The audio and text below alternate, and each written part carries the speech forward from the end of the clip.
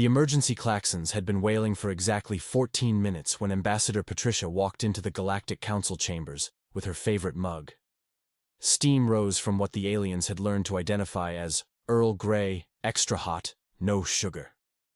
A beverage that somehow made humans even more unpredictable than usual. "Crisis Protocol 73B is in effect," shrieked Council Leader Zephyrus, his tentacles writhing in what passed for panic among his species. "All Council members must—" "Oh, is this about Kepler 438b? Patricia settled into her chair, crossed her legs, and took a delicate sip. "Yeah. Dr. Evelyn mentioned she might run into some complications." The chamber erupted. 17 different species started shouting in 12 different languages, creating a cacophony that would have sent most beings fleeing for the nearest airlock. Patricia just smiled and reached for the sugar she'd claimed she didn't want. "Complications?" Zephyrus's voice climbed 3 octaves. "Your scientist has interfered with protected Vorthok offspring. The war fleets are mobilizing. This could trigger the Predator Accords." Patricia checked her nails. Define interfered. The Vorthak representative, a 7-foot mountain of scales and barely contained rage, slammed something that might have been a fist onto the council table. "She touched the cubs!" "Oh no." Patricia's voice was flatter than yesterday's soda. "How terrible. Someone should definitely panic about that." "This is no time for human sarcasm," squealed the Zenthari delegate, his 4 eyes bulging in distress. "The automated distress beacons are broadcasting code Crimson. Military vessels are converging from 6 sectors. Patricia finally looked up from her tea. "Wait, did you say the escape pods were screaming?" "The emergency systems detected human presence near Vorthak Young and triggered maximum alert protocols," Zephyrus explained, as if speaking to a particularly slow child. "Your species' reputation for chaos precedes you." "Harsh but fair." Patricia shrugged. "So, what's the actual situation down there?" The main display flickered to life, showing grainy security footage from exactly 36 hours earlier. Dr. Evelyn stood at the bottom of a transport ship's ramp, adjusting her field pack and squinting at a handheld scanner. She looked about as threatening as a lost tourist. "Routine xenobiology survey," the Zenthari delegate narrated unnecessarily. "Approved research mission to catalog plant specimens on uninhabited world designation Kepler 438b. On screen, Dr. Evelyn wandered toward what looked like twisted metal scattered across a rocky clearing. Her scanner beeped insistently. She frowned, tapped it twice, then looked up at the wreckage with the expression of someone who'd just realized her vacation had taken an unexpected turn. "That's a Vorthak scout vessel," the Vorthak representative growled. "Crashed during storm season. Crew, presumed dead." Dr. Evelyn approached the wreckage cautiously, scanner still beeping. She climbed through a gap in the hull, disappeared for several minutes, then emerged carrying something small and furry that was definitely not a plant specimen. The council chamber fell silent except for the continued wailing of emergency sirens. "Are those—" Patricia leaned forward slightly. "Vorthak cubs." The representative's voice could have cut diamond. 4 juveniles, approximately 8 weeks old, left for dead in crash site. On screen, Dr. Evelyn was now holding all 4 cubs, somehow managing to cradle them while digging through her pack one-handed. Her face had shifted into an expression that every parent in the galaxy would recognize immediately, regardless of species. "Oh," Patricia said quietly. "Oh, she's gone full mama bear." "What does that mean?" Zephyrus demanded. "It means," Patricia set down her mug very carefully, "that Dr. Evelyn has just adopted those cubs whether you like it or not, and anyone who tries to separate them is going to have a very bad day." The footage cut to Dr. Evelyn's transmission log, recorded 18 hours later. She'd somehow constructed a shelter around the cubs using salvaged ship parts and camping equipment. Her hair was escaping its ponytail, and she had what appeared to be baby formula staining her jacket. Hi, Council. Dr. Evelyn here with a slight update to my mission parameters." She gestured vaguely at the cubs tumbling around behind her. "Found some unexpected locals. They're fine. I'm fine. Everything's fine. requesting immediate pediatric supplies, and maybe someone who speaks Vorthak, because I think their parents are about to show up and they seem upset. The transmission cut to external sensors, showing 47 Vorthak warriors in full battle armor surrounding Dr. Evelyn's improvised campsite. They held plasma rifles and looked ready to use them, but something was keeping them at a careful distance. "She's still there," the Vorthak representative said unnecessarily. 18 hours. Our warriors won't approach." "Why not?" Patricia asked, though she suspected she already knew. "Watch her eyes," the representative replied grimly. The camera zoomed in on Dr. Evelyn as she emerged from her shelter to face the warriors. She was holding a camping stove in one hand and had a cub tucked under her other arm. Her expression was perfectly calm, perfectly reasonable, and absolutely terrifying. "Right," Patricia nodded approvingly. "Classic protective stance. Your warriors are smart to keep their distance." "This is unacceptable." Zephyrius's tentacles were doing something that looked like aggressive interpretive dance. "Deploy the fleet. Remove the human immediately." "Already tried that," the Vorthak representative admitted reluctantly. She sent another transmission. The screen flickered to Dr. Evelyn's most recent message. She was still holding the camping stove, but now she'd somehow rigged it into what looked suspiciously like an improvised flamethrower. "Hi again, Council. Quick update. The Vorthak parents showed up, which is great news for family reunification. We're having some communication difficulties, but I'm sure we can work this out like civilized beings. In the meantime, the cubs are safe, healthy, and not going anywhere until I'm absolutely certain they'll be properly cared for. Also, I may have accidentally declared war on someone. Unclear on the details. Evelyn out." Patricia couldn't help but grin. Well, that's definitely going to complicate things. The emergency klaxons chose that moment to shift pitch, indicating incoming priority transmission. The main display switched to show 3 Council ships arriving in Kepler 438b's orbit, where they promptly found themselves in a staring contest with a research scientist, 4 baby predators, and the galaxy's most uncomfortable military standoff. 47 elite warriors, Patricia observed cheerfully, held at bay by 1 human with a camping stove and unlimited audacity. "This isn't funny," Zephyrius shrieked. Patricia took another sip of tea and smiled. "Oh, this is just getting started." The Council's chief mediator, Ambassador Thexani, had negotiated 17 successful peace treaties and prevented 4 galactic wars. None of that experience had prepared her for trying to explain human behavior to a war council, while said human cheerfully ignored 3 dozen plasma rifles. "Perhaps," Thexani suggested over the comm to Dr. Evelyn, "we could discuss relocation of the juveniles to proper Vorthak custody?" Dr. Evelyn looked up from where she was bottle-feeding one of the cubs. "Define proper." "Well, traditional Vorthak child-rearing involves abandoning babies in crashed ships during storm season."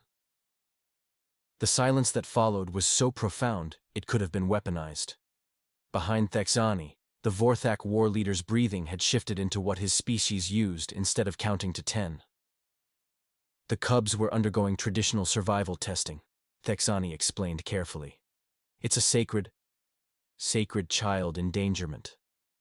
Dr. Evelyn adjusted the cub's feeding position with practiced ease. "Got it. Next question. How often do you feed them?" "Feed them?" The war leader's translator struggled with the concept. "Cubs hunt when they are capable. These cubs are 8 weeks old." Dr. Evelyn's voice carried the patience of someone explaining basic physics to a particularly slow rock. "Their eyes barely opened last week. What exactly are they supposed to hunt?" The gathered aliens exchanged what might have been confused looks. Thexani frantically consulted her cultural database, while 17 different species tried to process the concept of scheduled feeding. "Perhaps you could explain your methodology?" Thexani ventured. What followed was the galaxy's first impromptu lecture on infant care, delivered by a slightly disheveled xenobiologist to an audience of heavily armed warriors who were taking increasingly frantic notes. "Basic nutrition requirements every 3 to 4 hours, Dr. Evelyn explained, demonstrating proper burping technique on a sleepy cub. Clean sleeping environment, temperature regulation, socialization, stimulation appropriate to developmental stage. The Vorthak warriors were scribbling so furiously, their claws were wearing grooves in their armor. Social interaction frequency? One warrior asked hesitantly. Constant. Cubs this age need near-continuous contact for proper neural development. Define contact, another warrior requested. Dr. Evelyn held up the cub she'd been feeding, who was now contentedly gnawing on her thumb. Physical touch, vocal stimulation, responsive interaction. Basically, you don't leave babies alone to build character. The war leader's breathing had shifted again, this time into what sounded suspiciously like distress. Our protocols may require revision. You think? Dr. Evelyn's sarcasm could have powered a small moon. That's when the second cub started crying. Dr. Evelyn immediately scooped up the little one, checking for obvious problems while making soft shushing noises. The crying stopped almost instantly, replaced by contented purring that carried clearly across the comm system. Every alien present fell silent. Did it just... Thexani's voice trailed off. Purr? Yeah, they do that when they're happy. Dr. Evelyn scratched behind the cub's ear absently. Means they feel safe. The war leader made a sound that definitely wasn't in any translation database. Moving on, Thexani said quickly. Perhaps we could discuss feeding protocols? Oh, good, Dr. Evelyn brightened. I was wondering when someone would ask about that. She produced what looked like a military ration pack that had been thoroughly violated by science. Standard emergency nutrition paste, modified for carnivorous juvenile digestive systems. Added protein complexes, adjusted mineral content, eliminated ingredients that could cause allergic reactions. You modified military rations? Thexani's voice climbed an octave. It's amazing what you can do with a basic chemistry kit and unlimited motivation. Dr. Evelyn started preparing another bottle. These little guys were severely malnourished when I found them. That's when the real Vorthak parent showed up. The approaching footsteps were heavy enough to register on seismic sensors. The surrounding warriors immediately shifted into defensive positions, but their formation looked more confused than threatening. When the parent finally came into view, even Dr. Evelyn paused mid-bottle preparation.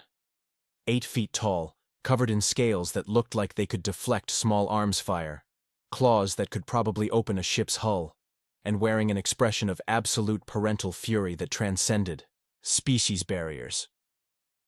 Where are my cubs? The roar could probably be heard from orbit. Right here, Dr. Evelyn replied calmly, not moving from her protective position. Safe, fed, and considerably healthier than when I found them. The parent's massive head swiveled to focus on the improvised bottles and nutrition paste. What is that poison? Lunch. Dr. Evelyn held up the bottle. Modified to meet their specific nutritional needs, adjusted for their current developmental stage, and fortified with essential minerals they were lacking. Unnatural feeding practices. Cubs must learn to hunt. Dr. Evelyn's expression shifted into something that made the surrounding warriors take an involuntary step backward. These cubs are 8 weeks old. They can barely walk. What exactly were you planning to have them hunt? Survival, Dr. Evelyn interrupted. Requires being alive first. These cubs were starving. Dehydrated. Hypothermic. Another 12 hours and you would have been mourning empty traditions instead of raising healthy children. The parent opened their mouth for another roar, but Dr. Evelyn wasn't finished. You want to talk about survival? Let's talk about infant mortality rates, nutritional requirements for proper neural development, the long-term effects of early trauma on social bonding, the fact that your traditional methods nearly killed 4 cubs who could have grown up to be the strongest warriors your species has ever seen. Her voice never rose above conversational level, but somehow it carried more authority than the parent's roaring. Your cubs are purring. When's the last time you heard that sound? The parent's mouth closed with an audible snap. In the growing silence, the soft purring of contented cubs was clearly audible. The great warrior's voice cracked. I had forgotten they could. That's when the second human transport landed. It touched down with complete disregard for council flight restrictions, territorial boundaries, or the small matter of 47 plasma rifles pointed in its general direction.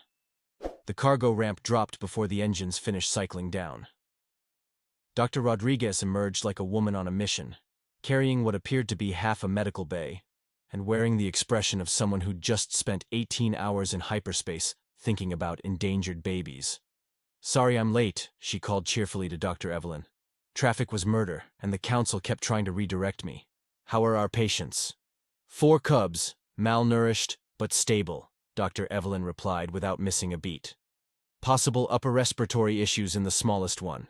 Oh, and we're apparently in the middle of a diplomatic incident." "Typical Tuesday, then." Dr. Rodriguez began unpacking equipment with practiced efficiency. "Anyone object to a proper medical examination?"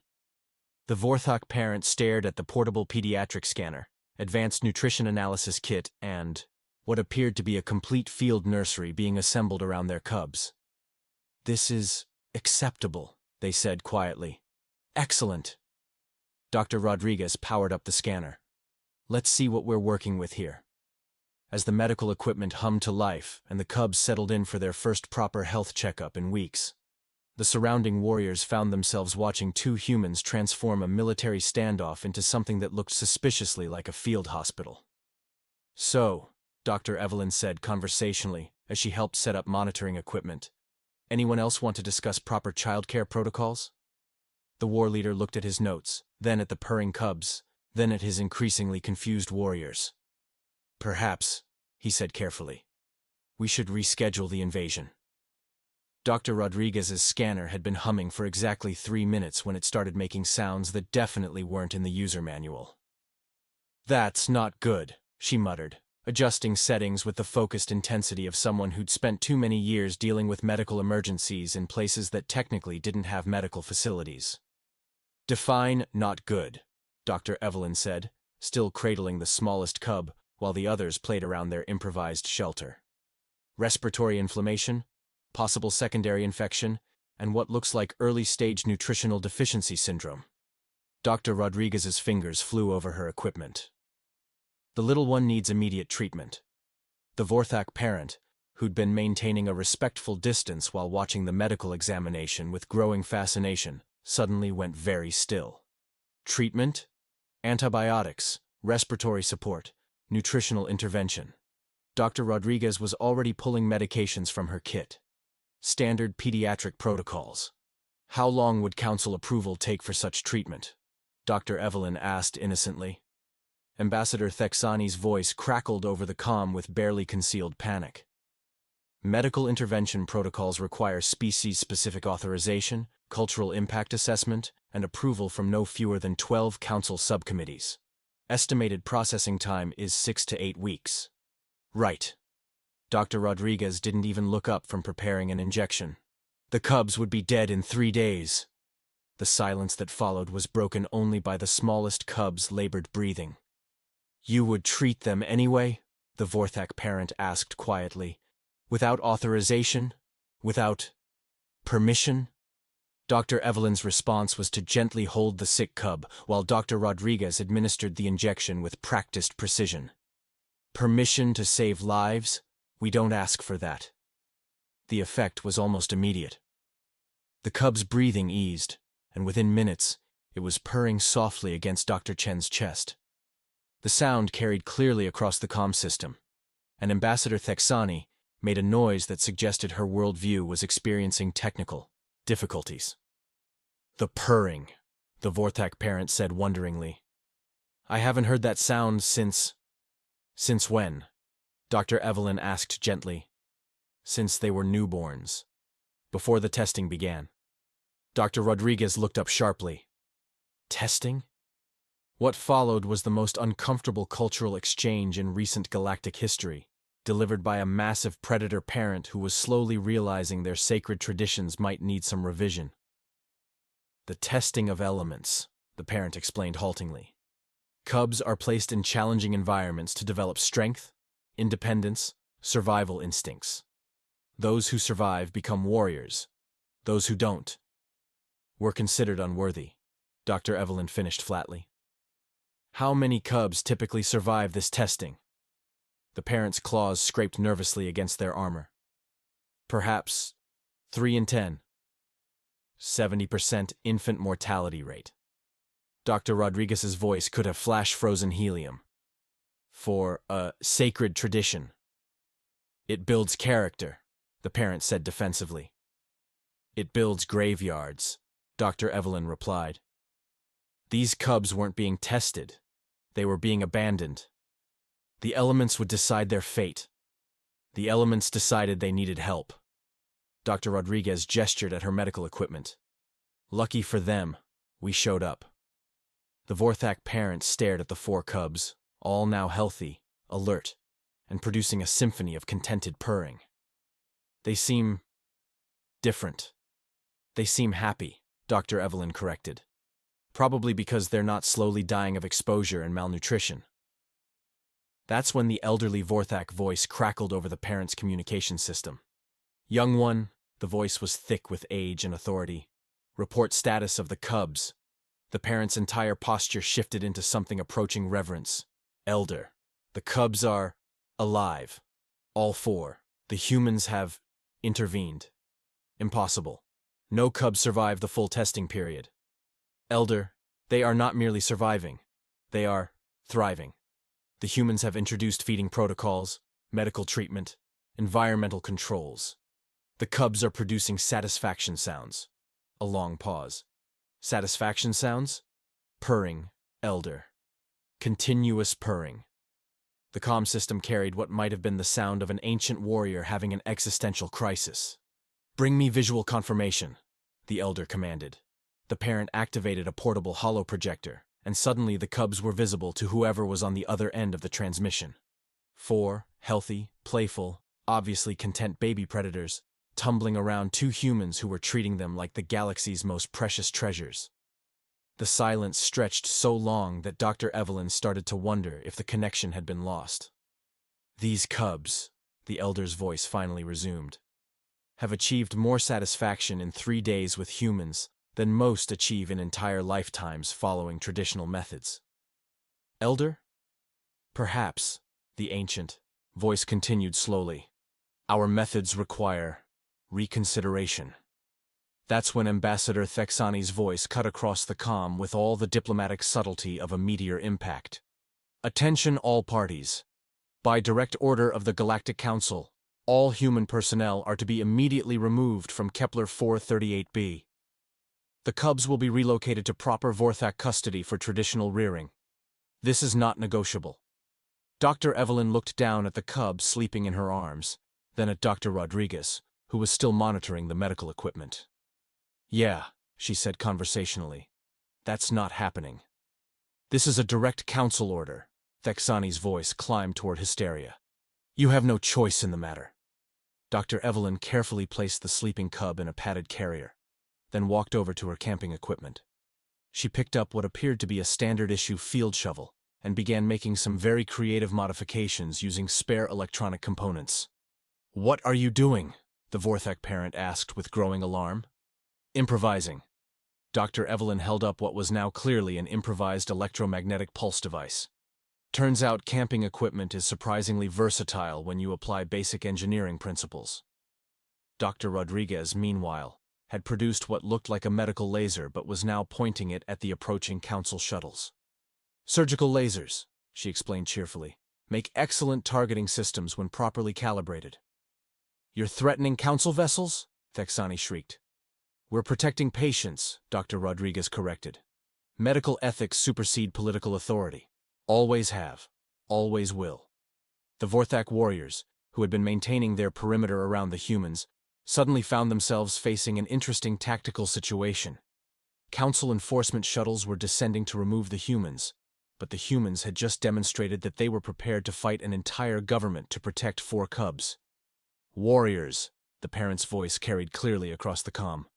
Defend the cubs. Sir? The war leader sounded confused. Defend them from whom? From anyone who would separate them from their caregivers. What happened next would be studied in military academies for generations. 47 elite Vorthak warriors turned their weapons away from the humans and toward the incoming Council shuttles, creating a protective perimeter around what had suddenly become the galaxy's most defended field hospital. "This is mutiny!" Thexani's voice broke completely.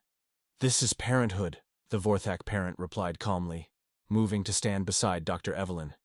"Something your bureaucracy apparently cannot comprehend." The elder's voice crackled back onto the comm, now carrying the authority of someone who'd made a decision that would reshape galactic policy. "Council forces will withdraw immediately. The humans have proven themselves worthy guardians. Their methods will be studied and adopted where appropriate. Elder, you cannot simply ignore Council authority. I can do whatever is necessary to ensure the survival of our young." The elder's voice cut through Thexani's protests like a blade through tissue paper. "The humans have achieved in 3 days what our traditions have failed to accomplish in millennia. They will be honored as clan kin." Dr. Evelyn looked up from her improvised weapon to find herself surrounded by heavily armed aliens who were now apparently her extended family. "Well," she said to Dr. Rodriguez, "this is either the best possible outcome, or we're about to start a galactic war." "Why not both?" Dr. Rodriguez replied, still tracking the retreating Council shuttles with her repurposed medical laser. The cubs, oblivious to the historical significance of the moment, continued purring contentedly in their makeshift nursery, while two species figured out that sometimes the best diplomatic solution involved pointing weapons at diplomats. "So," Dr. Evelyn called up to the orbiting Council fleet, "anyone else want to discuss proper childcare protocols?" The response was the sound of Council ships beginning emergency withdrawal procedures. "That's what I thought," she said with satisfaction, and went back to checking on her patients. The Council's emergency session reconvened exactly 4 hours after their shuttles retreated, and Ambassador Thexani looked like she'd aged several years in the interim. The main display showed the situation on Kepler 438b. Humans and Vorthak warriors working together to expand what was now clearly a permanent settlement around the cubs. "Status report," Council leader Zephyrius demanded, his tentacles writhing with barely contained frustration. "The Vorthak have declared the humans clan kin," Thexani reported miserably. "They're refusing all Council mediation. The Elder has invoked traditional protection rights under Article 91 of the Predator Accords. They can't just ignore galactic law." "Actually," Patricia said from her seat, still nursing that same cup of tea, "they can. Article 91 explicitly states that species with traditional protection status can reject outside interference in matters of offspring welfare. You wrote that law specifically to avoid having to deal with Vorthak parenting disputes." The irony was so thick it could have been mined for useful minerals. On the main display, Dr. Evelyn was teaching a group of fascinated Vorthak warriors how to properly sterilize feeding equipment, while Dr. Rodriguez demonstrated temperature monitoring techniques. The cubs tumbled around their feet, apparently convinced that having twice as many caregivers was the best thing that had ever happened to them. "The bonding appears to be mutual," Thexani observed with clinical detachment that fooled no one. "The cubs respond positively to both human and Vorthak interaction patterns." Meaning? "Meaning, they've adopted the entire warrior squad," Patricia translated helpfully. "Those cubs now have 49 parents and think this is completely normal." The Xanthari delegate raised a tentative appendage. "Perhaps we could negotiate partial custody arrangements?" "With whom?" Zephyrius's voice climbed toward the ultrasonic range. "The humans have no legal standing. The Vorthak are ignoring our authority. This is unprecedented." "Yes," Patricia agreed cheerfully. "Isn't it wonderful?" That's when the transmission came in from the planet's surface. Dr. Evelyn appeared on screen, holding one of the cubs, while a Vorthak warrior carefully practiced the bottle feeding technique she'd just demonstrated. Behind them, the makeshift settlement had grown into something that looked suspiciously like a permanent research facility. "Hi, Council," she said, with the casual tone of someone discussing weekend plans. "Quick update from down here. We've been having some really productive discussions about childcare methodologies, and I think we've found a solution that works for everyone." "Doctor," Thexani began carefully, "the Council requires your immediate return for debriefing." "Yeah, that's not going to work for us," Dr. Evelyn interrupted. "See, The cubs are thriving under joint care protocols. The Vorthak are fascinated by human pediatric techniques, and we're learning amazing things about predator social development. So we're proposing something new. The council chamber fell silent, except for the sound of Zephyrus's tentacles stress-clicking against his chair. Joint custody and cross-species childcare training, Dr. Evelyn continued. The cubs stay here with both human and Vorthak caregivers. We establish formal cultural exchange programs, and everyone learns better ways to raise healthy babies. Revolutionary concept, I know. On screen, the Vorthak warrior successfully completed feeding the cub, who immediately began purring. The warrior's expression of pure wonder was visible even through their helmet. The elder has agreed to this arrangement? Thexani asked weakly. An ancient Vorthak face appeared beside Dr. Evelyn on the transmission. Human methods have proven superior to traditional approaches. Our warriors will study their techniques. In return, humans will learn Vorthak defensive protocols for cub protection. You're establishing a joint embassy, Patricia realized, and her grin could have powered a small star. Without council approval, on a planet that's technically in neutral space. Technically, Dr. Evelyn agreed. We're conducting extended research into cross-species child development. The fact that this requires permanent facilities and ongoing cooperation between two galactic powers is just a happy coincidence. The elder's ancient face cracked into something that might have been a smile. Human bureaucracy skills are adequate. This is completely outside established protocols, Zephyrus protested. Good, the elder replied calmly. Established protocols were producing 70% infant mortality rates. Human protocols are producing 100% survival with enhanced development markers. Mathematics is simple. Dr. Rodriguez appeared in frame, carrying what appeared to be a detailed curriculum. We've designed a comprehensive training program. Basic nutrition, medical care, developmental psychology, environmental safety protocols. First class starts tomorrow. First class? Thexani's voice barely qualified as a whisper. Human Childcare 101, Dr. Evelyn explained. 47 students enrolled, perfect attendance so far. Turns out Galaxy's most feared warriors are incredibly motivated students when the subject is keeping babies healthy and happy. The transmission cut to a wide shot of the settlement, now clearly a thriving mixed-species community. Human prefab structures stood alongside Vorthak defensive installations, creating something that looked like it belonged in a xenosociology textbook.